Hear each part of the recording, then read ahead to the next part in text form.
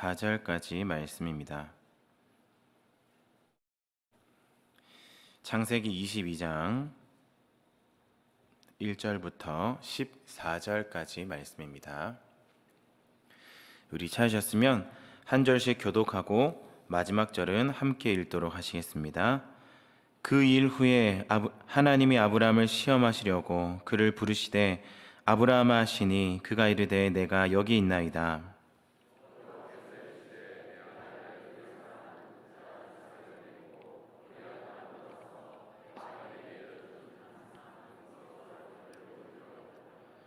아브라함이 아침에 일찍 일어나 나귀의 안장을 지우고 두 종과 그의 아들 이삭을 데리고 번제에 쓸 나무를 쪼개어 가지고 떠나 하나님이 자기에게 일러주신 곳으로 가더니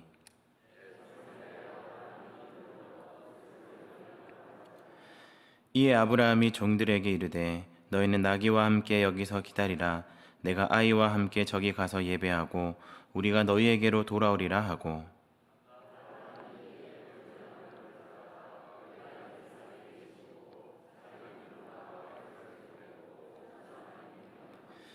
이삭이 그 아버지 아브라함에게 말하여 이르되 내 아버지여 하니 그가 이르되 내 아들아 내가 여기 있노라.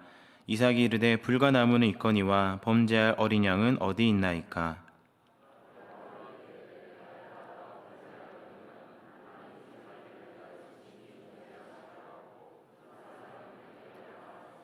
하나님이 그에게 일러주신 곳에 이른지라. 이에 아브라함이 그곳에 제단을 쌓고 나무를 버려놓고 그의 아들 이삭을 결박하여 제단 나무 위에 놓고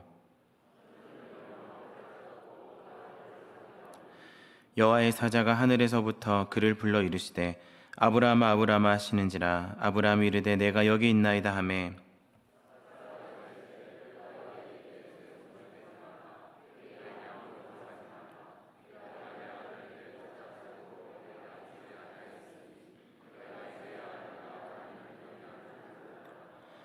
아브라함이 눈을 들어 살펴본즉 한 순양이 뒤에 있는데 뿔이 수풀에 걸려 있는지라.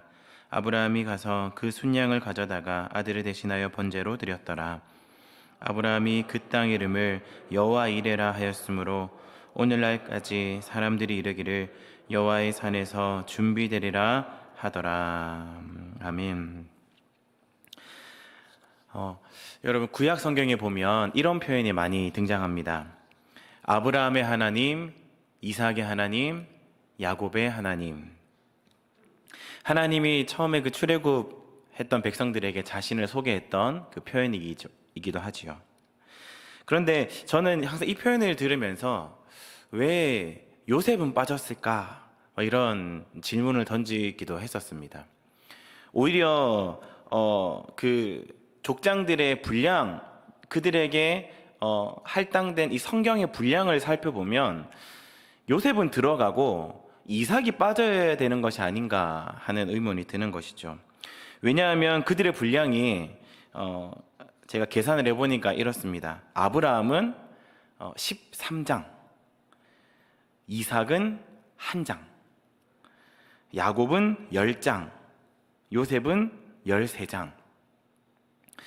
그러니까 이삭은 빠지고 요셉이 들어가야 하는 게 아닌가 싶을 정도로 이 이삭의 분량은 너무나도 적습니다. 뭔가 중요하지 않는 것처럼 표현하는 것 같습니다. 이삭이 온전히 자기가 주인공으로 나오는 그 장은요, 창세기 50장 중에 26장 이 한 장밖에 없습니다.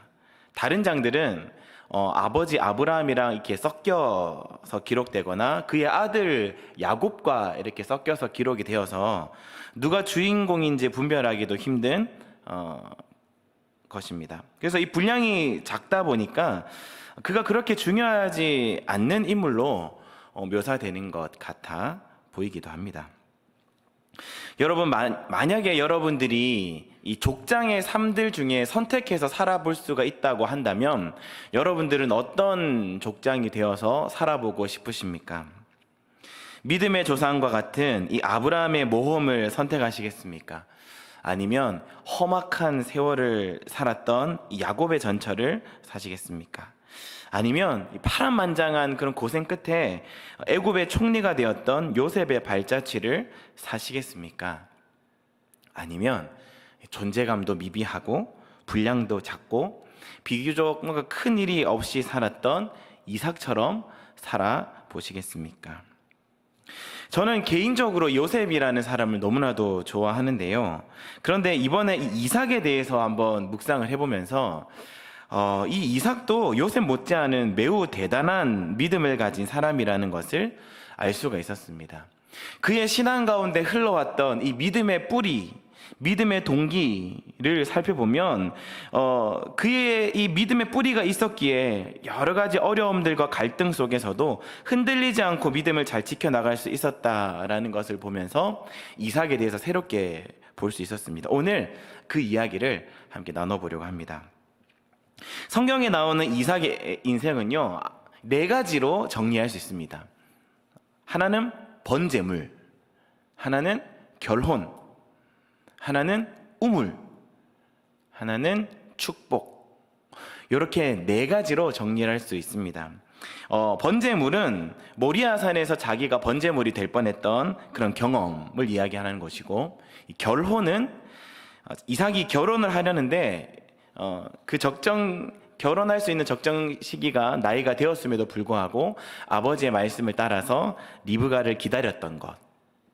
그리고 이 결혼과 관련해서 아이가 없었는데 하나님 앞에 기도함으로 그 쌍둥이를 얻게 되었다는 것.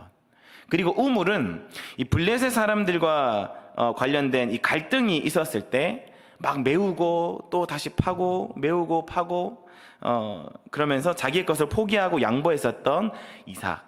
그리고 축복은 마지막으로 자기 아들들을 축복했던 장면. 이렇게 4가지로 이삭의 인생을 정리를 해볼 수가 있을 것 같습니다. 그리고 이 이삭의 인생을 그냥 뭐 대충 생각을 안 하고 한번 쭉 읽어보시다 보면 뭐 그랬구나 이 정도로 여겨질 텐데, 조금 더 자세하게 살펴보고 묵상하다 보면 그의 인생이 보통 사람들과는 전혀 다르게 그 세상 사람들의 가치관과 세계관과 반응들을 거슬러서 하나님을 향한 믿음을 가지고 살았다는 것을 알 수가 있습니다. 먼저는 번제물입니다.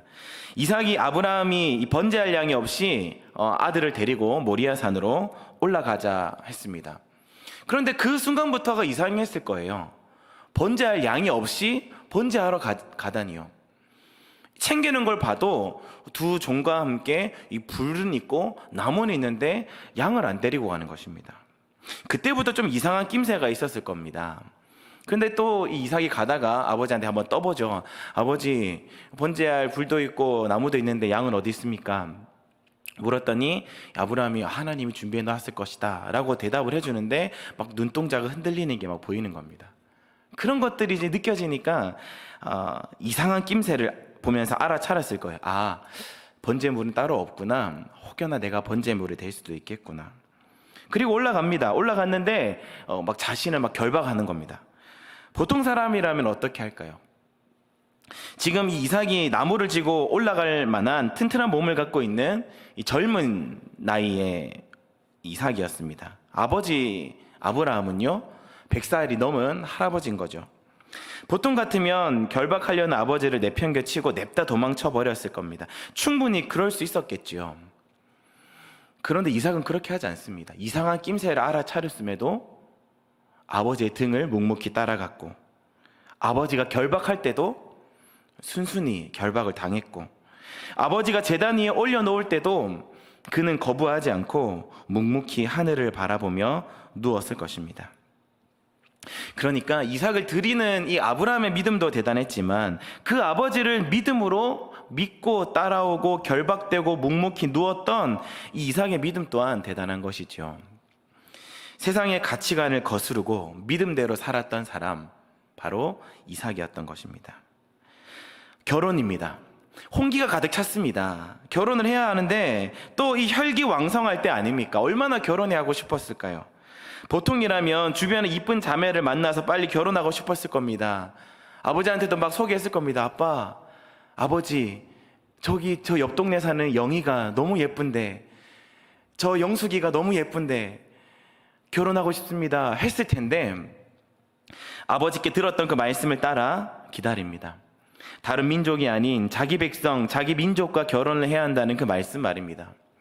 그때도 나서지 않고 묵묵히 기다립니다.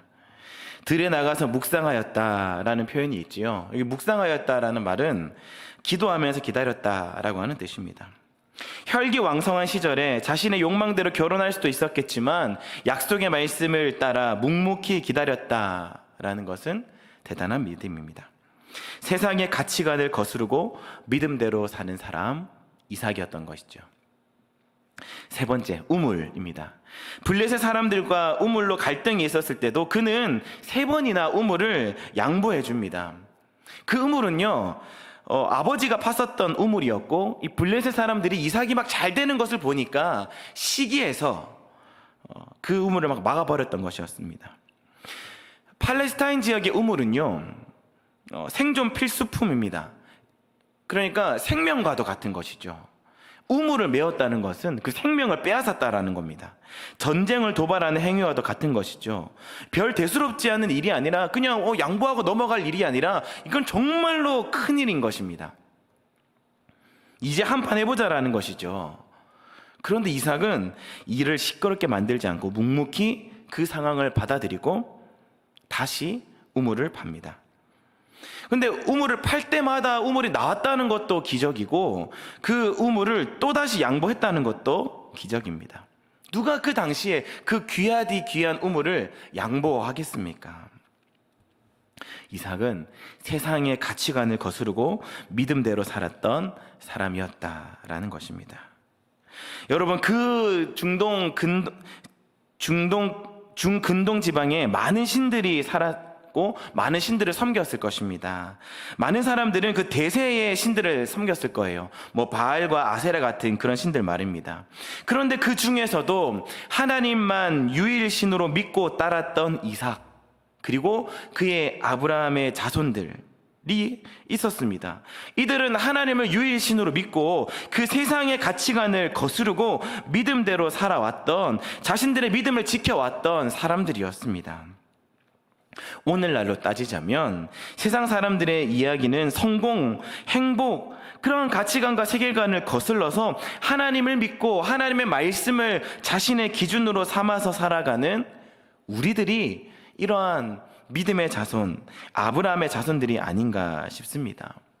그래서 우리들은 하나님의 말씀을 믿고 하나님의 말씀을 기준 삼아서 이 세상을 살아가게 된다라는 것이죠. 그런데 말씀을 기준으로 하여서 살아간다는 것은 정말 쉬운 일이 아닙니다. 모두가 다 경험하고 있지 않습니까? 우리는 마음은 원이로되 육신이 약하여서 넘어질 때가 너무나도 많습니다. 매일매일 넘어지는 그런 부족한 인생들 아닙니까? 그런데 오늘 이 이삭의 모습을 보면 세상의 가치관을 거스르고 믿음대로 살았던 사람이었습니다. 어떻게 이 이삭은 세상을 거슬러서 믿음대로 살아갈 수 있었을까요? 오늘 본문의 내용을 살펴보면서 이 이삭이 가지고 있었던 그 믿음의 뿌리, 그 믿음의 동기를 살펴보면서 오늘날 아브라함의 자손으로 살아간 우리 모든 성도님들이 이 이삭과 같이 하나님 말씀으로 기준으로 삶을 살아내는 그런 힘을 얻어가고 그런 교훈과 주님의 음성을 듣고 돌아가실 수 있는 저 여러분들이 되시기를 축복합니다. 우리 앞서서 잠시 살펴보았지만 이삭은요, 아버지보다 힘이 있고 혈기가 왕성한 사춘기 소년이었습니다. 낌새를 이상하게 알아차렸을 때 이삭은 충분히 아버지를 따돌리고 거부하고 도망칠 수 있었을 텐데 그냥 묵묵히 아버지를 따라갔습니다. 묵묵히 아버지께 결박당합니다. 묵묵히 제단 위에 올라갑니다. 이 모든 과정들 속에 이 이삭은요, 발버둥침이나 거절하거나 거부하는 반응들이 없어요. 그냥 이 모든 것을 다 받아들이고 그냥 대수롭지 않게 여기는 것 같습니다. 오늘 6절부터 10절까지를 한번 같이 쭉 읽어보실 텐데요. 읽으실 때 이 아브라함의 중심에 아브라함을 생각하는 그 마음으로 읽지 마시고 이 이삭을 중심으로 한번 생각하면서 이 말씀을 한번 읽어보시기 바랍니다. 이삭의 마음에 한번 집중하셔서 6절부터 10절을 같이 한번 읽어보도록 하시겠습니다. 우리 함께 합독하시겠습니다. 6절부터 10절 시작. 아브라함이 이에 번제나무를 가져다가 그의 아들 이삭에게 지우고 자기는 불과 칼을 손에 들고 두 사람이 동행하더니 이삭이 그 아버지 아브라함에게 말하여 이르되 내 아버지여 하니 그가 이르되 내 아들아 내가 여기 있노라. 이삭이 이르되 불과 나무는 있거니와 번제할 어린 양은 어디 있나이까. 아브라함이 이르되 내 아들아 번제할 어린 양은 하나님이 자기를 위하여 친히 준비하시리라 하고 두 사람이 함께 나아가서 하나님이 그에게 일러주신 곳에 이른지라. 이에 아브라함이 그곳에 제단을 쌓고 나무를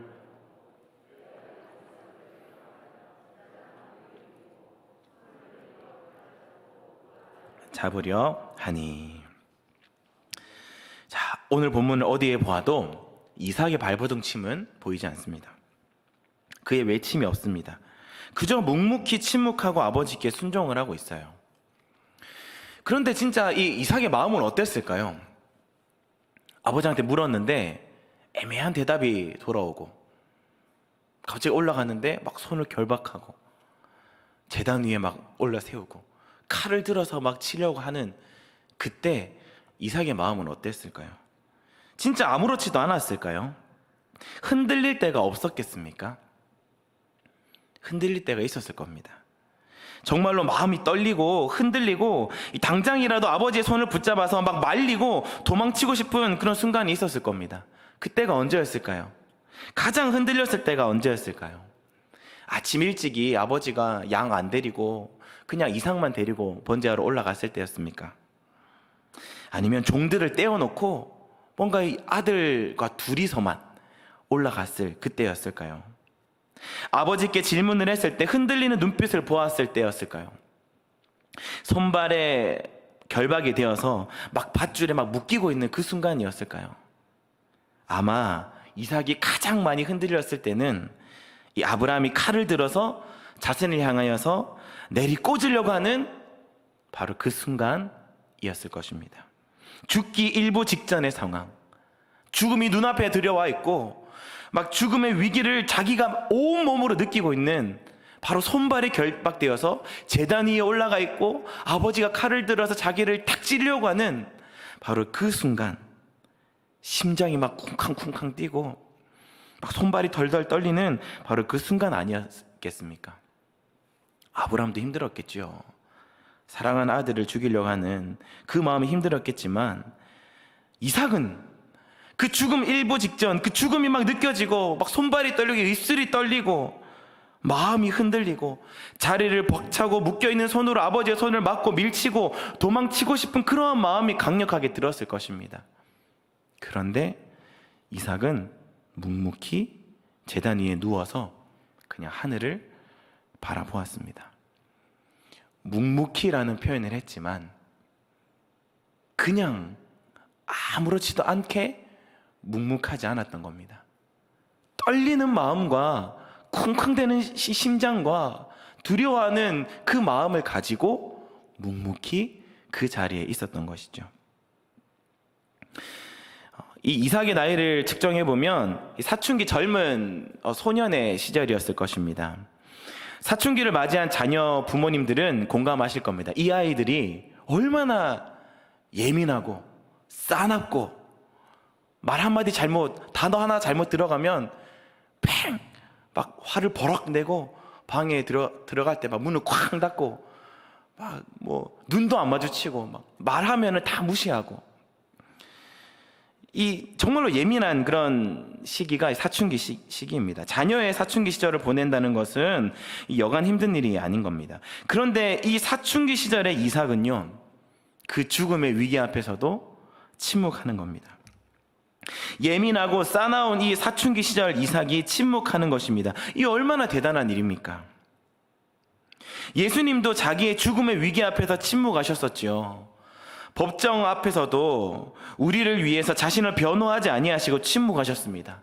사랑하는 사람들을 살리기 위해서 지금 그 법정 앞에 서 있을 때 자기를 배반하는 저 베드로를 알고 있으시면서도 침묵하시고 묵묵히 그 자리를 견디셨습니다. 얼마나 힘든 일이었을까요?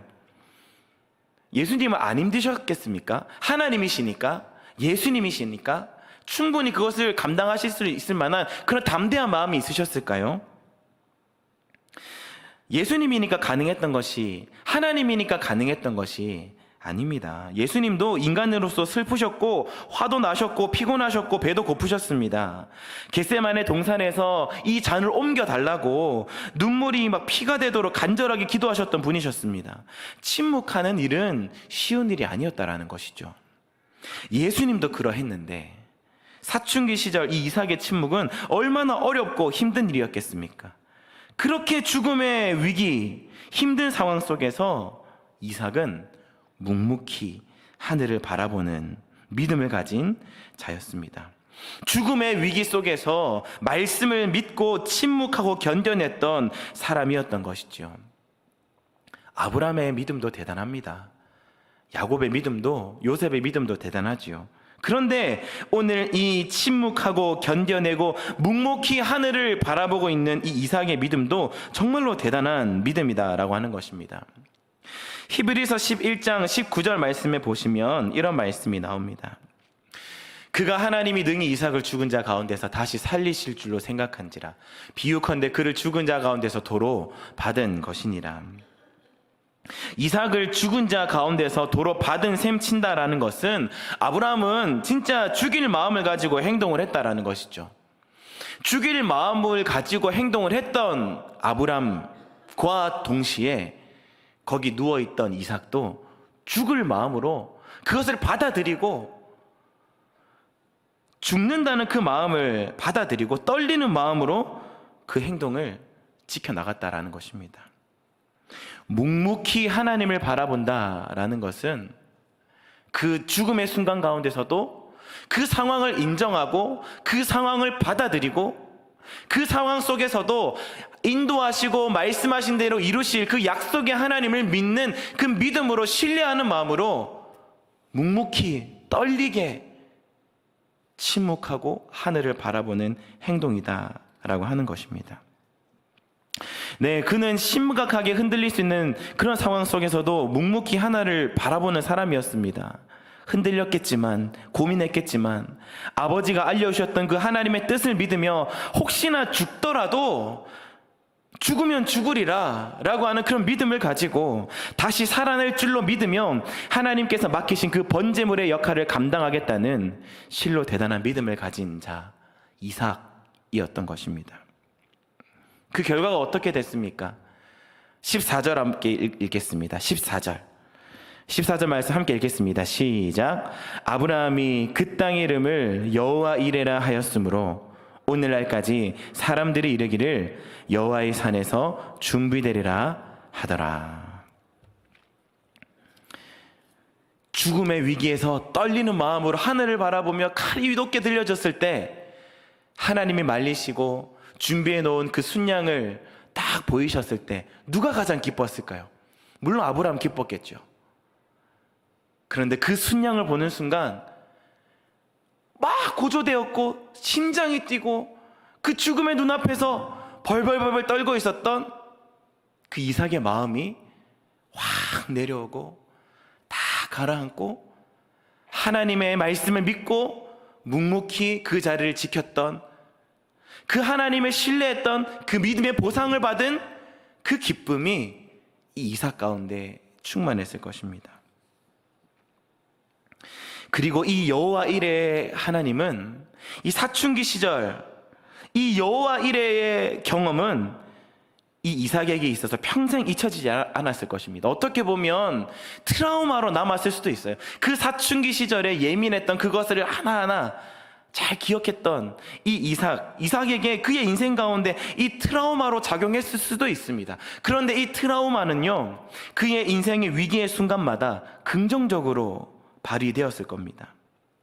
위기의 순간에서, 죽음의 순간에서 살려주셨던 그 여호와 이레의 하나님의 은혜가 그가 위기를 맞이할 때마다 그 여호와 이레의 하나님이 떠올랐을 거라는 겁니다.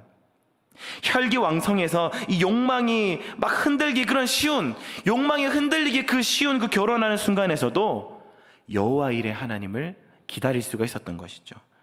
자녀가 없어서 오랜 시간 실망하고 있는 그런 마음 가운데서도 여호와 일의 하나님을 떠올렸을 겁니다. 생명과 같은 그런 우물을 블레셋 사람들에게 빼앗겼을 때도 그가 믿음으로 반응할 수 있었던 것은 그 모리아 산 위에서 죽음의 위기에서 구원해 주셨던 그 경험이 세상의 가치관을 거스르고 믿음의 사람으로 믿음으로 반응하며 삶을 살아갈 수 있었던 이 이삭의 믿음의 뿌리, 믿음의 원동력이었을 거라는 겁니다. 결국 그 믿음의 경험은요, 자기만 갖고 있었던 것이 아니라 그의 아들들에게, 그의 자녀들에게, 그의 손자들에게 이것이 잘 흘러가서 결국에는 이 이삭과 같은 믿음의 본으로 야곱이, 요셉이 살아갈 수 있게 되었던 것 아니겠습니까? 제가 영커풀부를 맡고 있습니다. 그리고 영커풀부 이제 신방을 하다 보면 아이들에 대한 이야기들을 많이 하게 되죠. 그래서 아이가 아팠던 이야기, 또 지금도 아픈 이야기, 또 자주 아프다 보니까 걱정스러운 또 불안한 마음, 그런 것들을 이제 신방을 하다 보면 듣게 됩니다. 그럴 때 저는 저희 이제 둘째 이야기를 해드려요. 저희 둘째가 일찍 나와서 7달에 또 1.2kg 정말로 작은 아이로 인큐베이터에 이제 3개월 있다가 또 이제 미수 가다 보니까 뭐 관련된 뭐 여러 가지 뭐 후유증들, 뭐 어마무시한 이야기들을 듣고 뭐 조금 또 이제 발달이 또 늦게 되고 또 뭐 장애 등급이 생기고 뭐 그런 여러 가지 이야기들 속에서도 하나님께서 지금까지 이 친구를 지켜주셨고 인도하셨고 또 그 친구가 정말로 아프고 이해가 되지 않는 그런 상황과 또 불확실한 그런 미래들 속에서 하나님께서 주셨던 그 확신과 믿음으로 반응할 수 있었던 그 명확한 확신을 주셨다는 그 확신이 우리 가정이, 우리 부부가 우리 이 아이를 키워나갈 때 있어서 흔들리지 않고 또 믿음의 길로 의연하게 묵묵히 하나님을 바라보며 기다릴 수 있게 되었었던 그 경험을 우리 영커플 부원들에게 이것을 이제 나눕니다. 그것을 나누면 이제 그 부원들이 많은 위로를 받고 또 힘을 얻게 되고 함께 그 신뢰하는 믿음을 나누게 되는 것을 많이 보았습니다. 오늘 여러분들 중에 혹시 위기의 순간을 맞이한 분이 계십니까? 죽음이 느껴지고 죽을 것 같은 고통과 고난의 순간에 처하신 분이 계십니까? 그때 묵묵히 하나님을 바라보실 수 있는 저와 여러분들이 되시기를 축복합니다. 이 구원의 경험이 하나님께서 우리들에게 불확실한 미래이고 지금은 너무나도 고통스럽고 막 손발이 떨리고 심장은 쿵쾅쿵쾅거리고 그 죽음이 곧 내 앞에 닥쳐있는 그런 순간에서도 하나님께서 말씀하셨던 그 말씀을 믿고 기도하며 기다리며 그 뜻이 이루어질 것을 믿으며 하나님께서 또한 그들에게는 그러한 믿음을 가진 자들에게는 여호와 이레의 은혜를 베풀어 주신다는 사실을 믿으시기를 바랍니다. 그리고 그러한 구원의 경험은요, 그것으로 끝이 아닙니다. 우리의 위기는 그냥 한 번만 오는 게 아닙니다. 그 뒤에도 계속 위기가 오고 죽음이 느껴지는 그런 순간들이 오게 될 것입니다. 그런데 그때마다 이 구원의 은혜와 그 구원의 기억과 그 구원의 묵상과 그 은혜들을 다시 한번 하나님이 떠올리게 하셔서 여러분들로 하여금 그 순간에 또다시 견디게 하시고 이길 수 있도록 도와주신다라고 하는 사실입니다. 이해할 수 없는 상황 가운데서 하나님은 우리를 구원하시고 묵묵히 하나님을 바라보는 자들에게 그 믿음의 선택을 하게 함으로 하나님께서 원하시는 믿음의 삶으로 살아갈 수 있도록 도와주시고 이끌어 주신다라고 하는 사실입니다. 이 세상의 가치관을 거슬러서 구별되어 살아가는 사람은 묵묵히 하나님을 바라보는 믿음을 가진 자들입니다. 오늘 우리 모든 성도님들이 하나님의 뜻을 구하며 묵묵히 하나님을 바라볼 수 있는 그런 믿음을 가지게 되시기를 주님의 이름으로 축복합니다. 또한 매일의 삶의 그 순간순간들마다 우리는 위기를 경험하고 결핍을 경험합니다.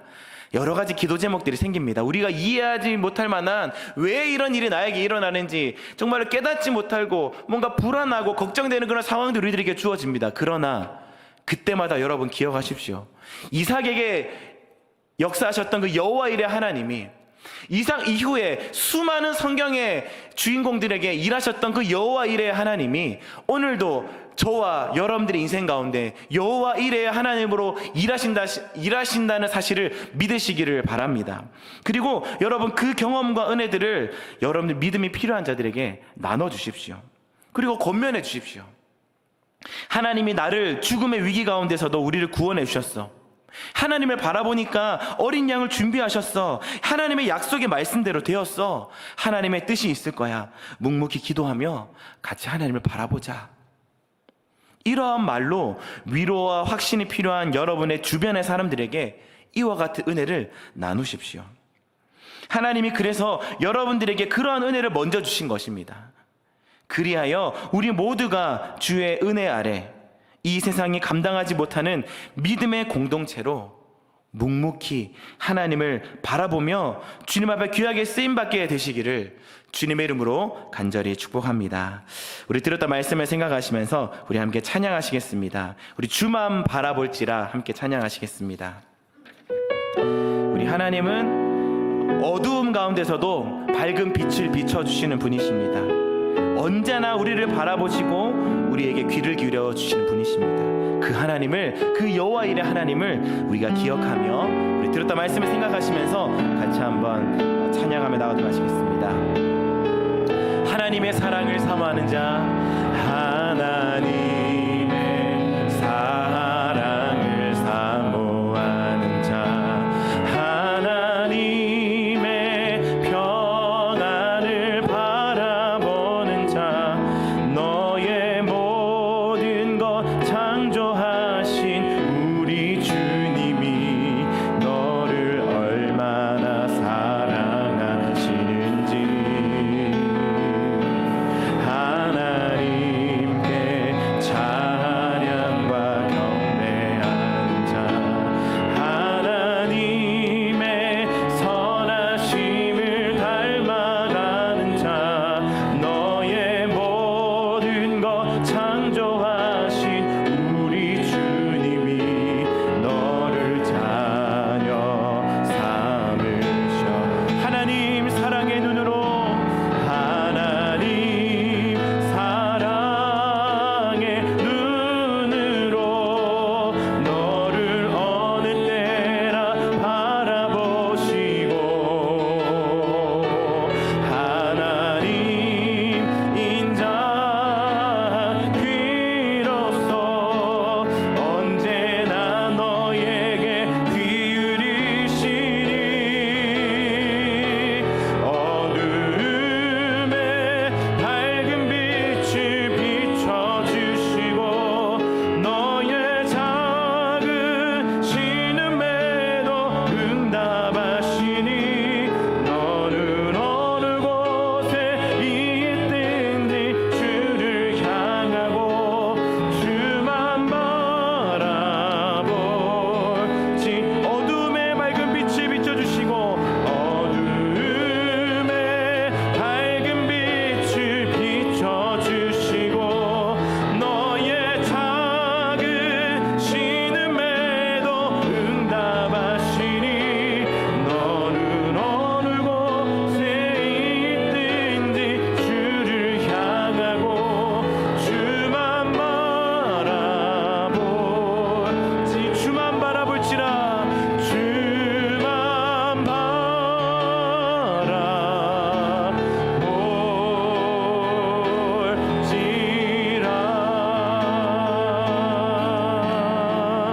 아멘. 우리 들었던 말씀을 생각하시면서 함께 공동기도문으로 같이 한번 기도하도록 하시겠습니다. 함께 기도하시겠습니다. 내게 임하신 하나님의 뜻을 쫓아 살아갈 때 위기가 찾아오더라도 하나님을 신뢰하며 묵묵히 하나님을 바라보게 하옵소서. 내게 일하셨던 하나님의 구원의 은혜를 떠올리며 묵상하게 하옵소서. 또한 그 구원의 은혜를 함께 나누며 함께 하나님을 묵묵히 바라보는 믿음의 사람이 되게 하옵소서. 예수님의 이름으로 기도하옵나이다. 아멘. 우리 들었던 말씀을 생각하시면서 다 함께 기도하며 나도록 하시겠습니다. 살아계시고 역사하시는 하나님 아버지, 오늘도 우리 가운데 역사하셔서